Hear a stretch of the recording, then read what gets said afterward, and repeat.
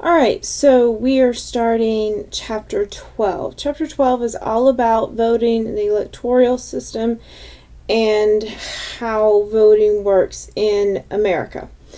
So, voting in America is not all done by majority rule. Some of it is done by majority rule. The popular vote is how most people think that voting works.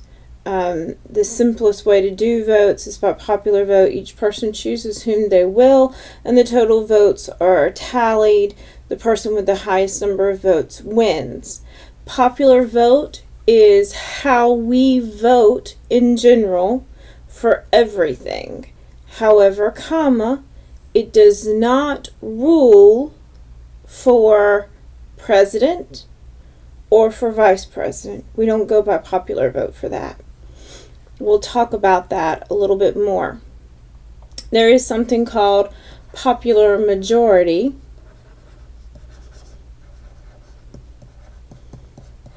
Popular majority has to be won by more than 50% of the vote. They're going to ask you some questions about that in the homework. Not so much in the homework as they will on tests and in the midterm and in the final. So they'll ask you about popular majority and if somebody won by popular majority. So you have to kind of keep it in the back of your mind that winning by popular majority means that you won more than 50% of the vote. Not winning exactly 50% of the vote, but winning more than 50% of the vote. The Electoral College is what was set up in order for us to vote for president. The Electoral College is very controversial now. It still is very controversial and will probably stay very controversial. The Electoral College was founded as an attempt to balance power between large and small states and to counteract the public's supposed lack of knowledge. It used to elect both president and vice president of the United States. It is not an actual college, but rather a collection of electors. Those electors are just like you and me. They aren't anybody special. They are specially picked every 4 years to be one of the, it's like a random selection, to be one of the Electoral College. And they are chosen from each state. Each state gets a special number. We actually have a new number. These numbers are not accurate anymore. They changed 2 years ago.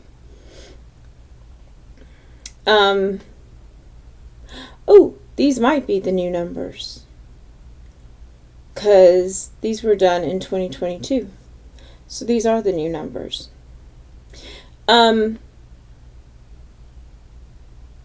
didn't realize it was that updated. Sorry.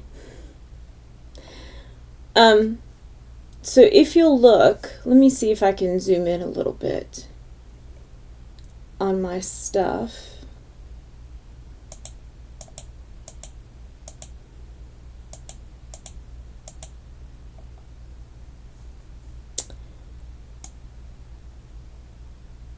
And show you the map a little bit more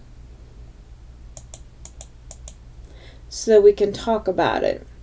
If you look at North Carolina, we have 16 Electoral College positions. That means we get a total of 16 votes.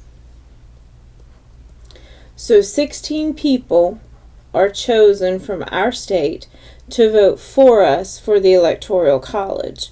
Those 16 people sign what is considered to be a contract, a social contract. It's not a literal signature. They just agree as a social contract to vote the way that when they go to in January on the 20th and the votes are actually cast. Not January 20th, I'm sorry, it's in November. We vote in November. They vote in January. They literally vote in January.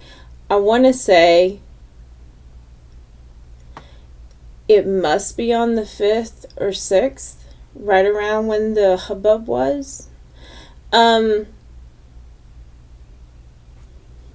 guessing that's when it was. But they actually vote in January. So they go and they do their voting, and that's when the actual president is voted in. It's not in November when we do our voting.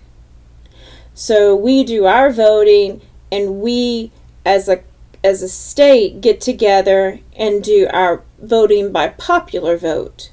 And we say we want this candidate to win. So we're going to choose candidate A over candidate B.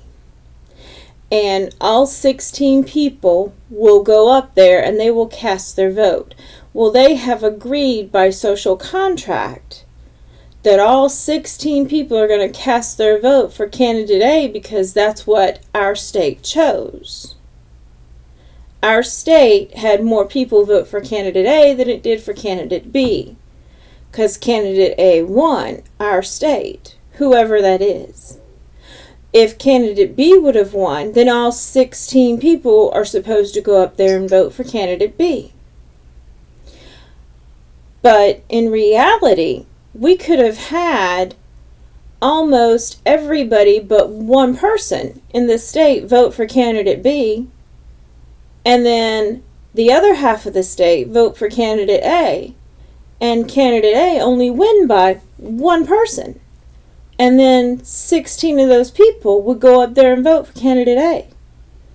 So some people don't think that the Electoral College is very fair because almost half of the state voted for candidate B, even when all 16 of the votes are going to go.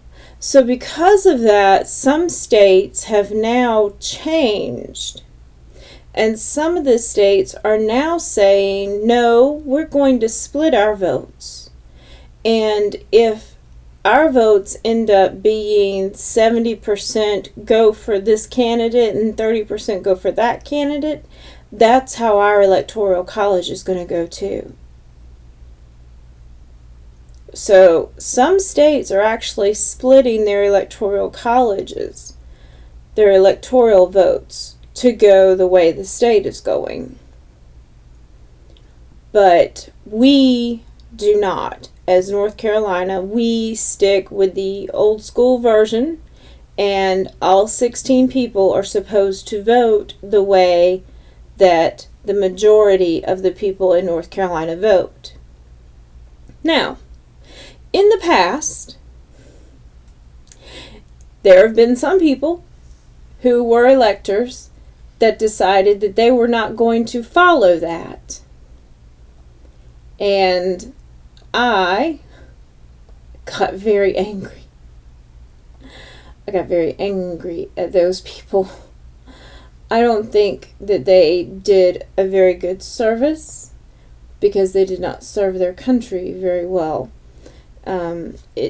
It very much upsets me when that happens because they agreed by social contract to vote for whatever their state agreed upon, and then they go up there and they vote for something different, and that is, to me, illegal, and they should be arrested and tried for treason for that. Drawn and quartered. I'm just saying. Death might be a bit much, but I'm just saying. It's not right. It's not right. But whatever happens on that day in January, that's what decides who our president and vice president are. So, how does it work? Well, we get these numbers because every state is different. You can tell California has 54, Arizona has 11, Texas has 40, Florida has 30. That's why some states are really important. Alaska has 3, Hawaii has 4. Some states are not nearly as important. we get these numbers based on a couple of different things. The number of electors from each state is based on the state's congressional representation, which means that you get the 2 senators from Congress. So you get 2 for a senator. And you get how many ever you have in the number for the House of Congress, for the House of Representatives.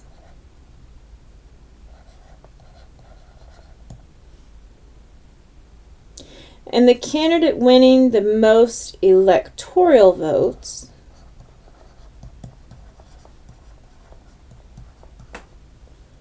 in each state gets all of that state's electoral votes.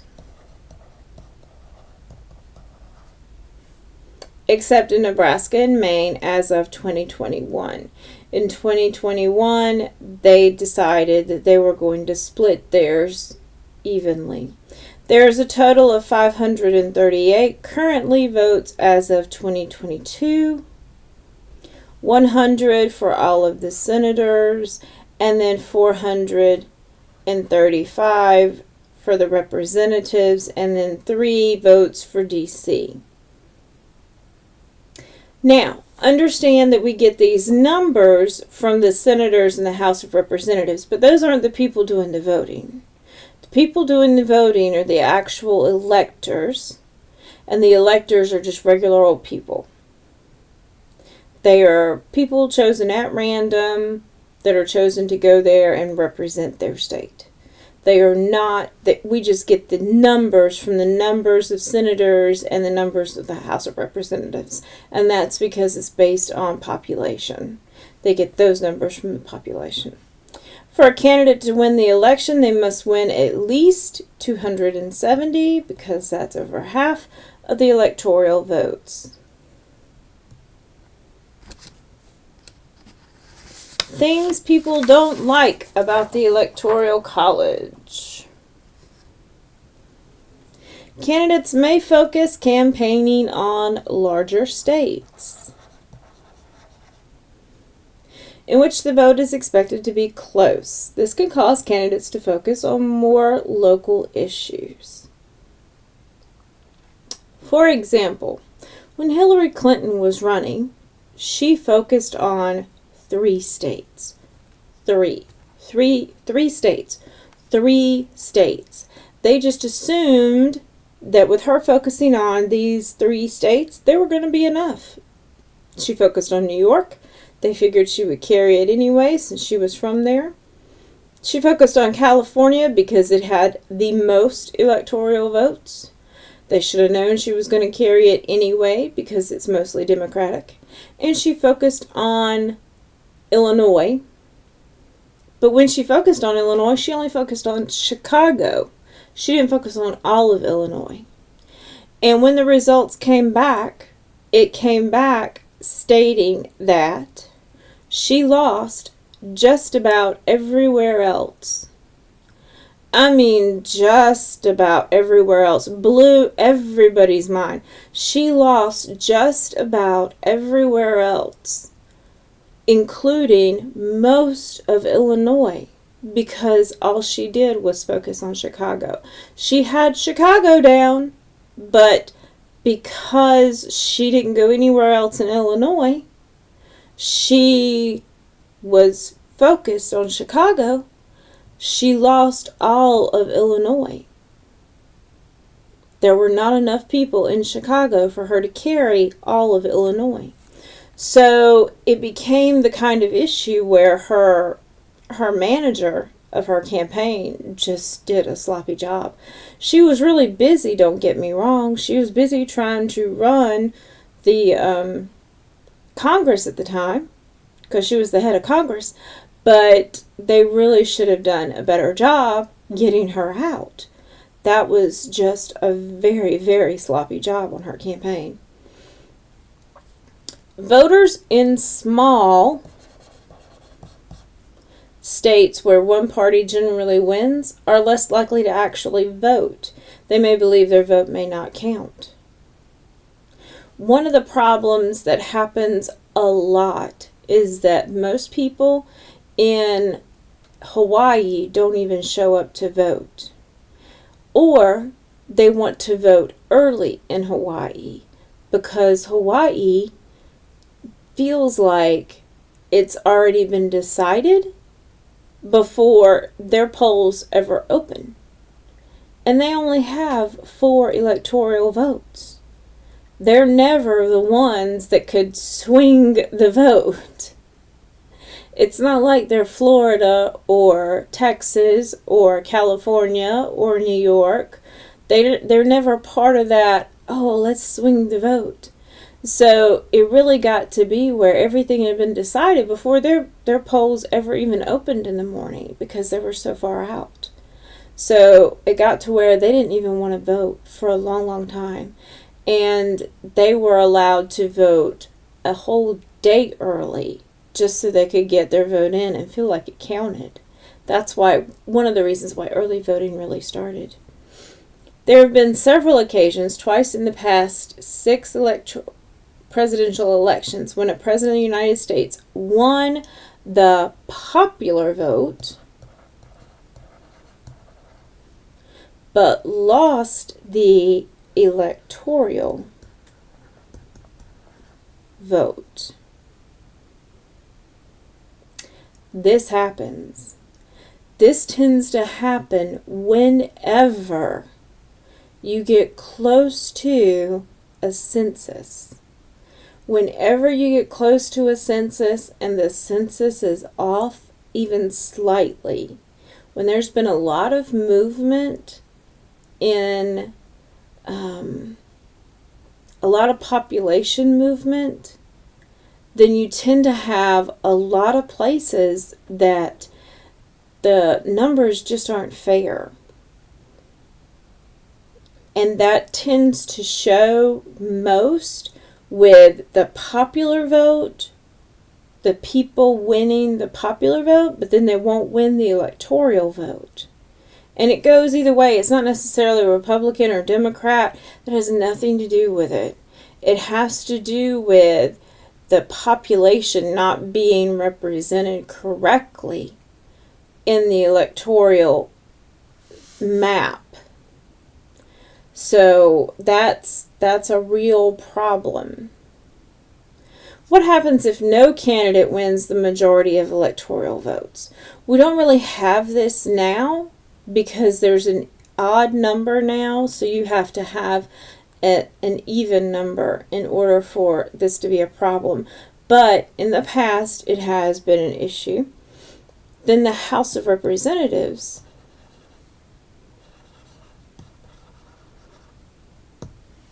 elects the president from 3 candidates of the most electoral votes. Note, D.C. is not a state, so it will not get a vote in this case. And the House of Representatives will also elect the vice president from the 2 candidates with the most electoral votes. Note that the president and the vice president do not have to be from the same party in that case. They don't have to be running mates. So it does matter. Let's look at example 1. Let's come back and then we'll look at example 1. I didn't realize I've been going for so long. Sorry.